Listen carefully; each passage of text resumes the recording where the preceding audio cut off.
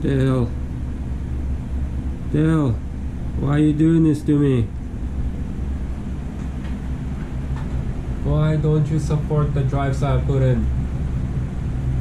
Those hard drives cost money. Hard drives don't grow on trees. Just take them and, you know, treat them as your own. Don't do this to me. Anyway, by the end of this episode or video, I'll get this hard drives working. Good thing about internet is that no matter what problems you're facing, someone else has already faced them, and there might be a solution. So somebody else posted exactly the same thing, same SAS drive RAID controller has same message of the drives being blocked or locked, and there's a solution. The solution is not it's not a single step solution. There's a few steps involved and it's a lengthy process, but I'll get it done. Right, so I found the root of the problem. You see, this Dell RAID controller has been programmed to discriminate based on sector size. I know, it's shocking. This is 2021. I mean, we should be accepting everyone and anyone, but here we are. Dell is discriminating. They're not equal opportunity RAID controller. They're very discriminatory, and they only accept sector size of 512. And I think the next common thing is sector size of 4K. That might be the reason why this drive would work in other system, but just does not work in a Dell system. Thankfully, there's a solution. You see, this Dell RAID control on the outside, it looks like fascist discriminator. On the inside, it's actually a very common LSI controller variant. And what we can do with this fascist racist guy is we can brainwash him. We can beat some sense into him. We can make him go back to his old ways of being an LSI controller. And that SLI controller does not discriminate against sector sizes. It will accept them all, because all hard drives deserve love. And that's what we're gonna do. We're gonna brainwash this guy, beat some sense into him, rehabilitate him, and get him to understand that discrimination is not the way. So now the rehabilitating of this RAID controller is to be done in DOS. I don't know why this is done in DOS. I mean, this was written in 2016, but for some reason the tutorial to do it is using DOS. Thankfully, it's not that difficult. You just need to download the Rufus tool. Rufus tool, you can just Google it, and there you can download it. Next, there is a link to download all the files that you need. And let's do that now. So I have already downloaded the Rufus tool. Here it is. Plugged in my USB in there. That will be converted into DOS, bootable drive. And over here we select free DOS and start.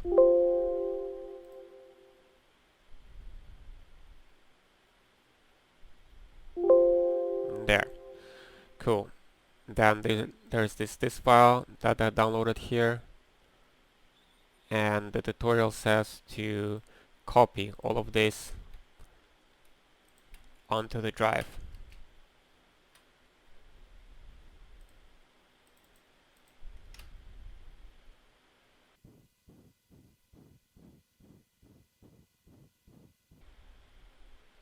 And for some reason there's some files that are overlapping. I don't know why, but I'm just gonna go replace them.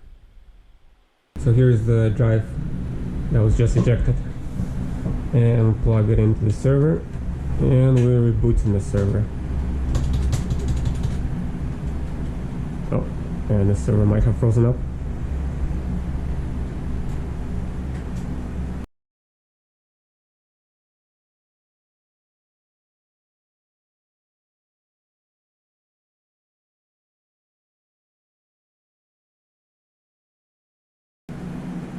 God, that took forever. Okay. I don't know how easy there to see, but what we want to do is a BIOS boot, not UEFI boot.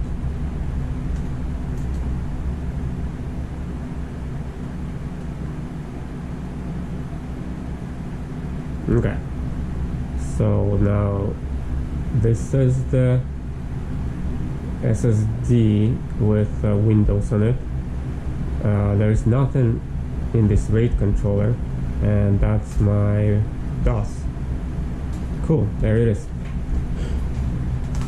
Then we take a look at the commands we need to put in there. So following the tutorial here,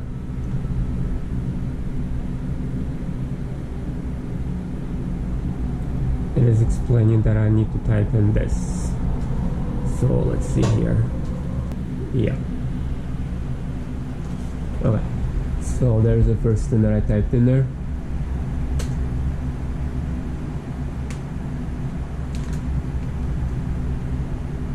Okay. I think on page 3. Yes, there it is. Okay. So there's a SAS address. Just gonna take a picture of that.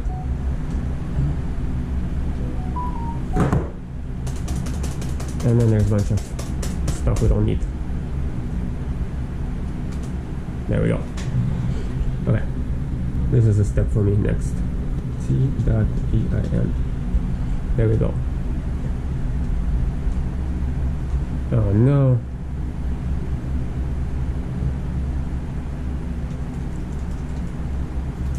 There. Success. And then we are yeah, then we're step here. There we go. Clean flash 0. Success. Awesome. And then it's telling me to reboot the computer. I can do that. Alright, getting back into BIOS.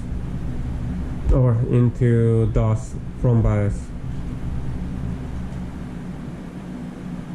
Oh yeah, and you can see the RAID controller is now, there used to be 3 options, but the RAID controller is now gone. It's only the SSD and the front USB.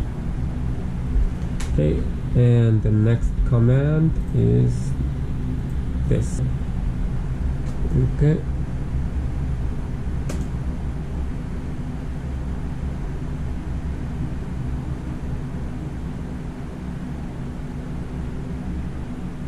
Success.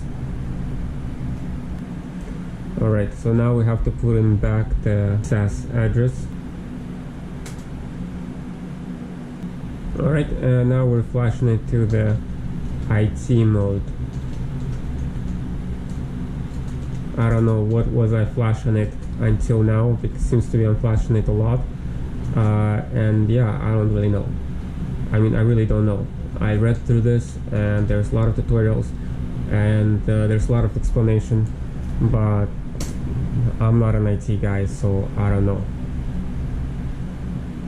I just know how to follow the steps, that's all I know.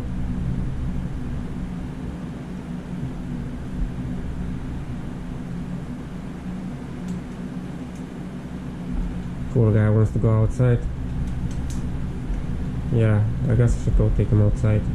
Kotaro? Do you wanna go outside? Kotaro? Okay, I think this might... Oh yeah, I forgot about this step. So it's gonna tell you, are you sure? And I'm like, hell yeah.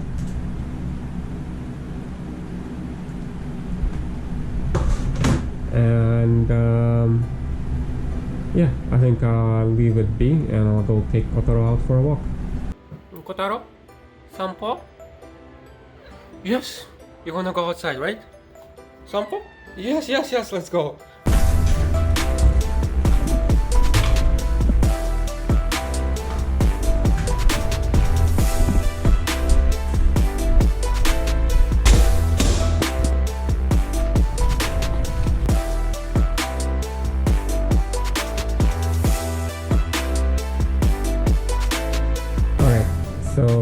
from walking the cat, I realized that I skipped a step here. I didn't reboot the computer after I've programmed the SAS address.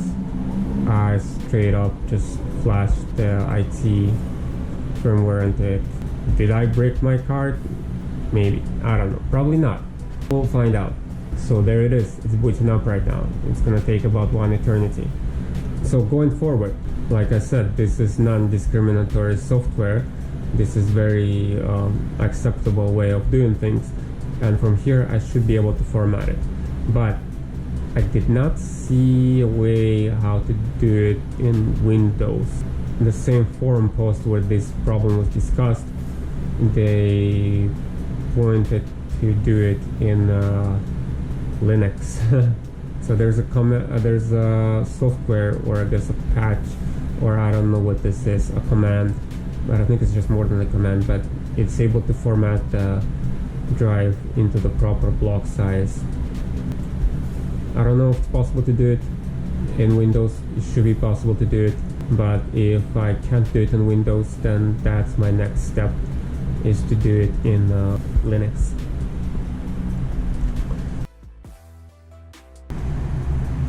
Okay, so this is what it looks like. Those drives were here before, and there's no other drives here. Now if I go here and type in, okay, so it's here, it's able to see the 4 other drives that are not initialized, and I cannot initialize them. That's fine. I didn't expect it to be that easy anyway. I'll just have to go and do it in Linux.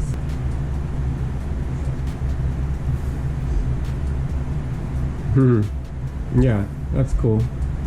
So they are showing up here, but they're not usable. Okay.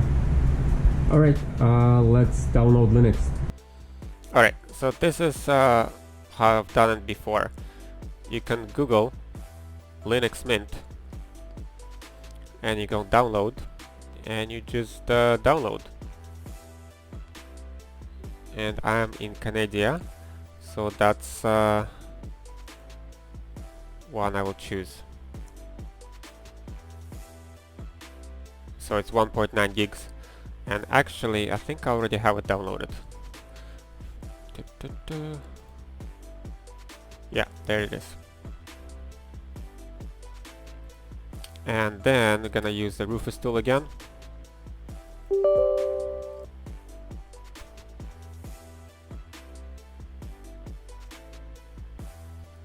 So this time we're gonna select the image, and we're gonna select the drive,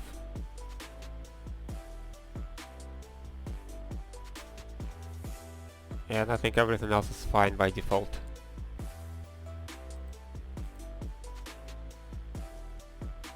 Okay. I'm not sure what the difference is.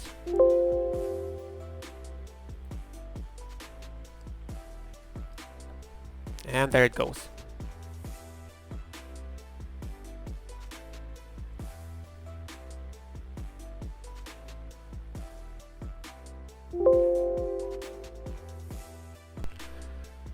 Okay, it's ready. So let's get this drive into the server. Okay, got the Linux here. Now, going back to the server, and now I don't know if it's better to boot it from BIOS or boot into it from UEFI. I'm just gonna guess BIOS and see how it goes from there.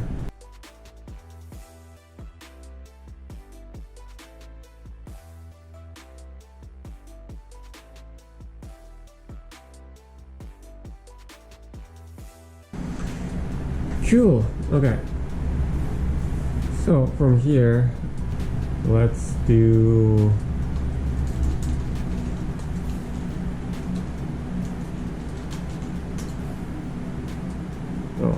sudo apt get update. So we need to update. Yeah, so this is the command I typed in before, sudo apt get update, and what we're gonna do is upgrade.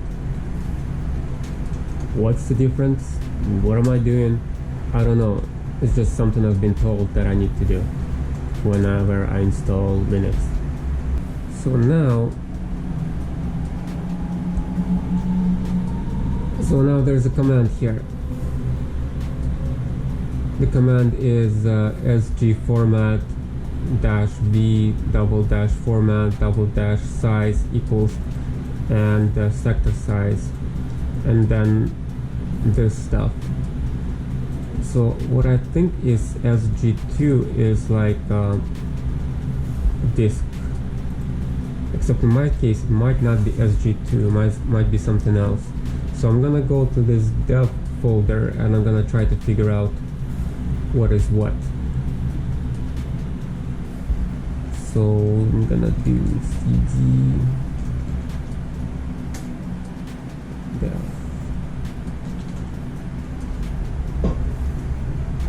So this is what I typed in. Okay, and I can see there sg0, sg1, sg2, all of those. Okay.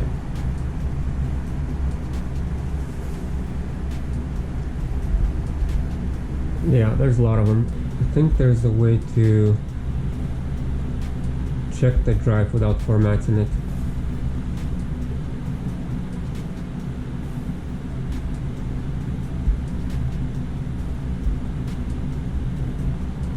Oh yeah, there it is. There's a command, sg format, and now will just tell me what some information about the drive.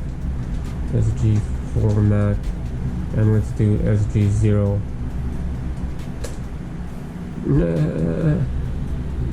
Sg and this. Oh, actually no idea what I'm doing. Oh, what does it say again? Oh, I need to install it. Never mind. I can do that. So as you can see, like if you fail, sometimes it tells you where you failed, and it tells you to do this. So I do sudo apt install sg2, no, sg3 utils. Oh, misspelled it. There we go.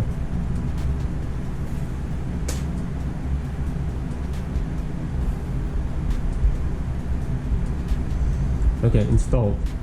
And then let's try to do this command again. Error, permission denied. Oh yeah, so when you get permission denied, you need to type in sudo,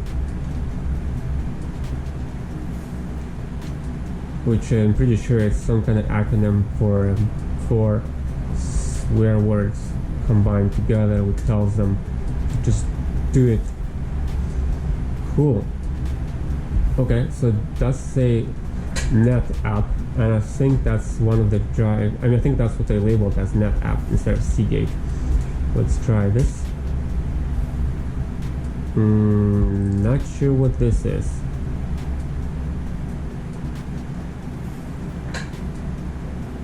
It says WD30 80. Let's go back to the first one. Okay, so there it is, net app. Oh, I see it. Look at that. Block size 520. And that's not one of the block sizes that is recognized. I need to change that to 512. I don't know, it's not easy to see with all these numbers. But basically, when I type in SG1, that's one of the drives that is actually working, I think. And you can see the block size. You can see the block size is 512. Now this guy, the block size is 520, and that's the drive that is actually not accessible and cannot be formatted. Well, I couldn't format it in Windows, but I should be able to format it with the sg format command. Okay, so sg1 is not the drive that we want. sg0 is the one we want. How about sg2? Also not sure what this one is. How about SG3? Okay, SG3 is the one I need to format. SG4 is the one I need to format. SG5, SG6. No, SG6 is a USB. Okay, well, we'll start with SG0. So let me double check. Yeah, that's the one. And then we need to type in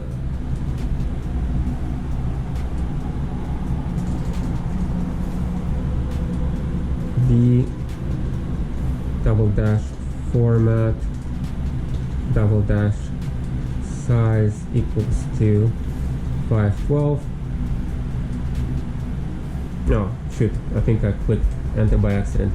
Yeah, oh, I see, it's numlock's not turned on. Okay, 512, and then specify SG0.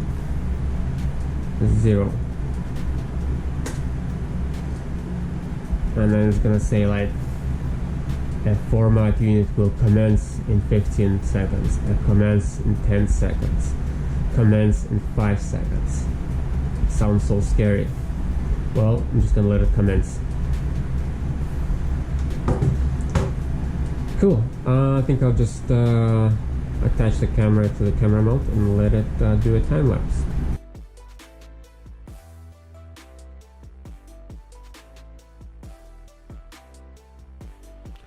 So here's an explanation. Why did I order 6 of those 450 gig 15,000 RPM hard drives? So I've ordered 6 of them because I was planning to use 5 of them in RAID 0 as temporary space for Chia plotted. You see, one drive is nowhere near as fast as an SSD, but I just thought, what if I put 5 of them together and all 5 drives are acting as a single drive in RAID 0? It just might be close to like the weakest of the weak of an SSD in some way of performance. RAID 0 is where data is split into multiple pieces and each drive only gets a small piece of the data. This is why it's faster to write to a RAID 0 because each drive is only writing a small piece. And it's also faster to read from a RAID setup because each drive is only retrieving one small piece of data. The major drawback of the RAID 0 is its reliability, because if any one of your drives fail, you lose all of the data on all of the drives. All of the data becomes useless. Imagine if you had 5 drives and you had non-RAID setup and one of the 5 drives died. Of course you will lose all of the data on that drive, but that's only 20% of all your data. In RAID 0, one drive dies, you lose 100% of your data. For reliability, there are other RAID setups that are available, but I'm not interested in reliability because this is a temporary Chia plot. All of the data will be temporary.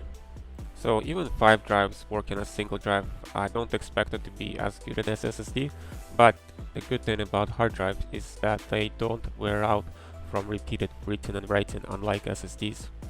So that's one of the reasons why I'm doing this, why I spent this $50 to buy this 6 of these drives. Well, and probably a bigger reason is just for fun. I always wanted to play around with 15,000 RPM drives, and I also wanted to play around with RAID, and I thought this would be a pretty cool experiment to try. Alright, so next step is I boot it into Windows to initialize the drives, because I don't know how to initialize the drives in Linux.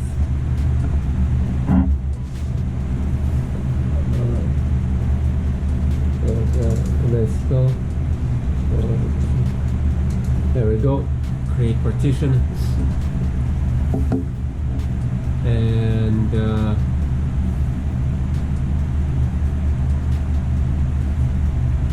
yeah.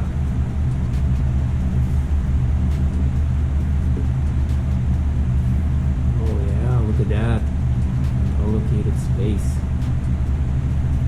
Cool. Well, let's just create a simple volume.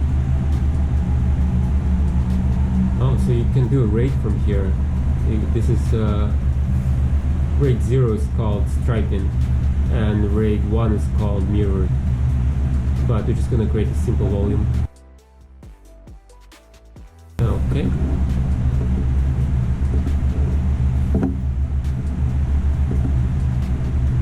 Look at all those threads and look at all those drives.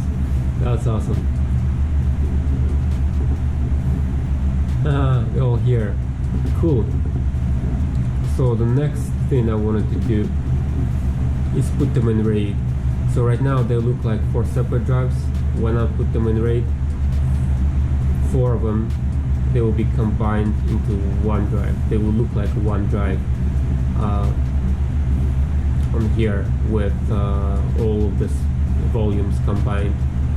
And to do that, I actually need to flash the old discriminatory old Dell firmware back onto the RAID controller. Right, the last step, brainwashing the Dell RAID controller back to its old ways of acting like an intolerant prick.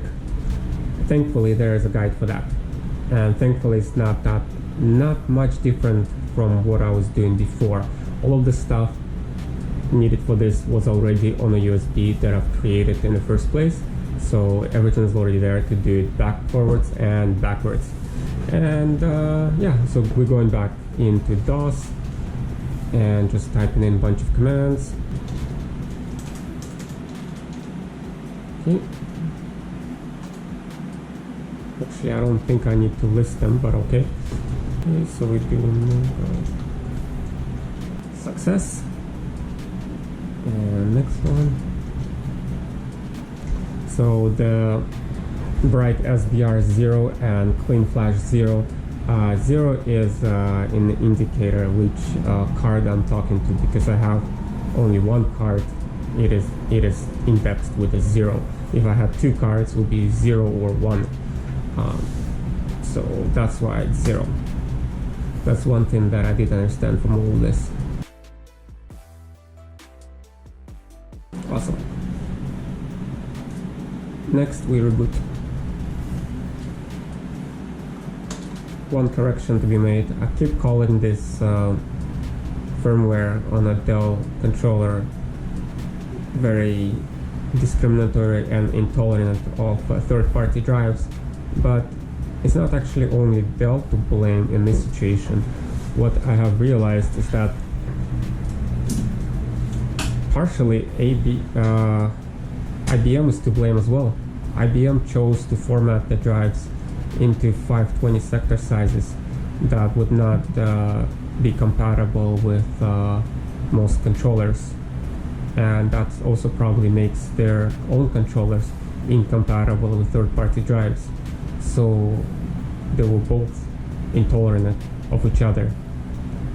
But we taught them value of diversity and acceptance, so we can get these 2 pieces of hardware that were always discriminating against each other to work together for a better future for me. Alright, back in DOS. So the next command is to flash the ROM.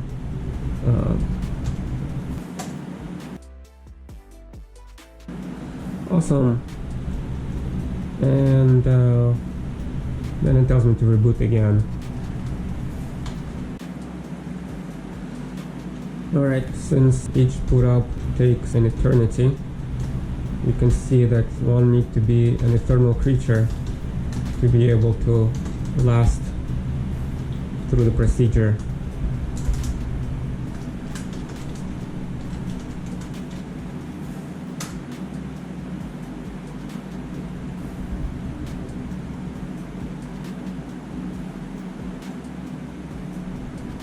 Okay, I think I failed. Okay, finally I was able to run this command and not fail on the verification. This is how I ran it. Well, also I plugged in 2 USB drives in there, one of them with DOS and with ROM files, and other one is with Linux and also ROM files. Because you can see I found 2 places where I can download this controller firmware drivers and flashing software, and they're labeled exactly the same. I think the dates are a little bit different, and I'm not sure if there's a difference between them. but for some reason one of them didn't work, or maybe it didn't work on that USB or something, and so I plugged in two of them, and I ran it from the second USB, and I was able to get there. And you might look at it and think, why am I typing all this file paths from C drive to D drive repeatedly? Well, that's because for some reason I can't change directory. Let's see here. So when I type in cd d,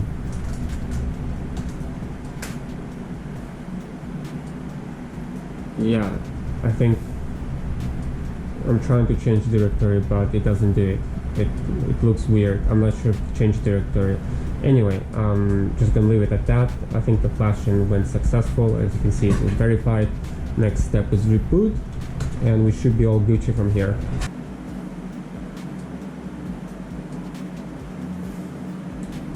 Oh yeah, there it is. Awesome. The RAID controller. It shows up.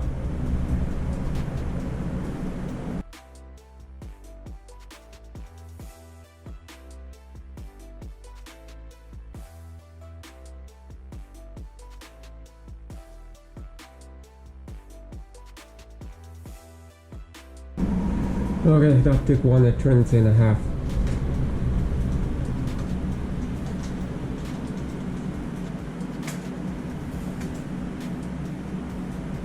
Alright, that looks like correct address. And I think from here we're done.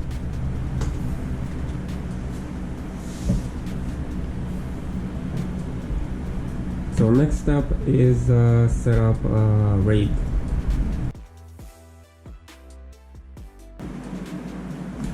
Okay, yeah, I just wanted to check this out because at the beginning of this video it was showing blocked. And let's see here. Oh yeah, I didn't plug in the drives.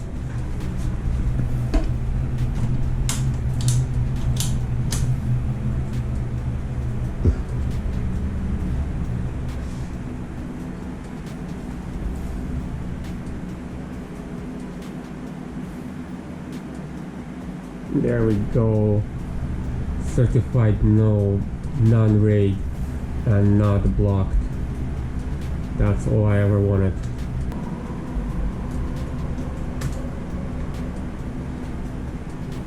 I think it's possible to set up the RAID in BIOS of the RAID controller, but I wanna do it from the UEFI of the motherboard.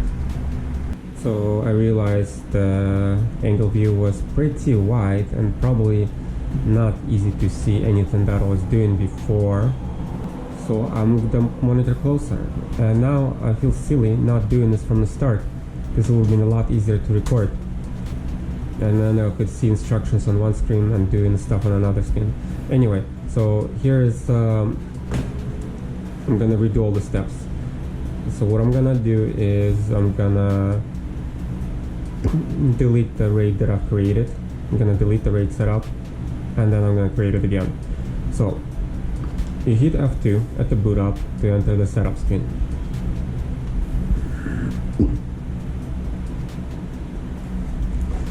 And then there you have the RAID controller here.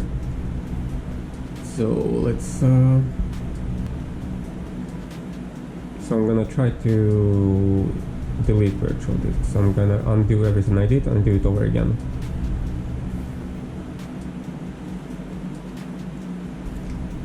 So if you had some RAID disks and you want to unRAID them, that's how you do that.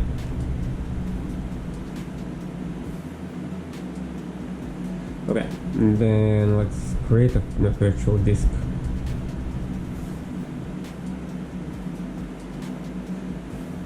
And we're gonna do RAID 0. Can't say that I understand these two options, but this is the only one that works.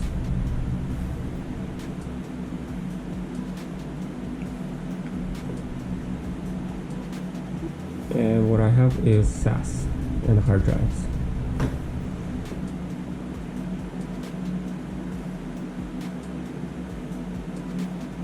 Okay, and then there's a full volume, all of the 450 gigabyte drives combined, and I'm gonna leave most of the things on default and create.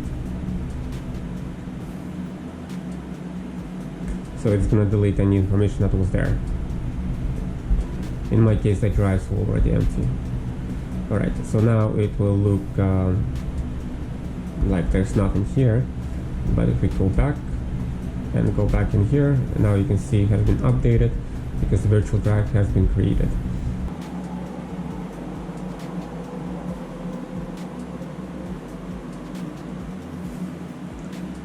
Yeah, so here you can initialize the disk, but I can also initialize it in Windows. And last time I tried to do it here, it actually didn't work. I mean, it was still not initialized. Anyway, so that is it, and now gonna boot into Windows. Alright, put it into Windows, and now let's see here. So since the drive was not initialized, not formatted, of course it's not gonna appear here, but should be here. So it should look like this, and then you can initialize it from here, and then you can create a basic volume.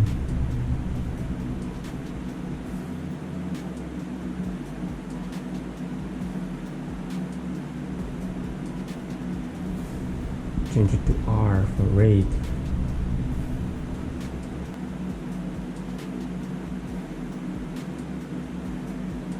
And there we go. So this whole process took a lot longer than expected, and it doesn't help that the tutorial is asking to reboot the computer after every second step. If I had kids at the beginning of this video, they would probably be halfway through college by now. So if anyone attempts to do the same steps on a server computer, I would recommend to find some Netflix series to binge watch while waiting for the computer to restart. In the next video, I'll actually do benchmarks comparing 4 drives in RAID 0 versus a single drive in unRAID. So see you then!